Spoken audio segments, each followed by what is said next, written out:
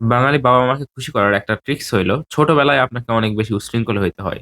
যারা ছোট থেকেই হেভি ভদ্র, এদের কাছ থেকে এক্সপেকটেশন বাবা-মায়ের অনেক বেড়ে যায়, হ্যাঁ?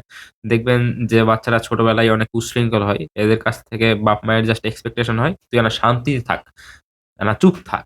কিন্তু যারা দেখবেন ছোট থেকেই চুপ আছে, এদের কাছ থেকে এক্সপেকটেশন এইরকম, আপনি যদি সোনাও এনে দেন, তাহলে বলবে, "তুই ডায়মন্ড কেন আনলি না?" তো ট্রাই করুন আপনার বয়স যদি এখনো ১৫ বছরের নিচে হয়, তাহলে উশৃঙ্খল হওয়ার। এর বেশি হয়ে গেলে এখন উশৃঙ্খল হওয়ার চেষ্টা করলে মাইর খাবেন।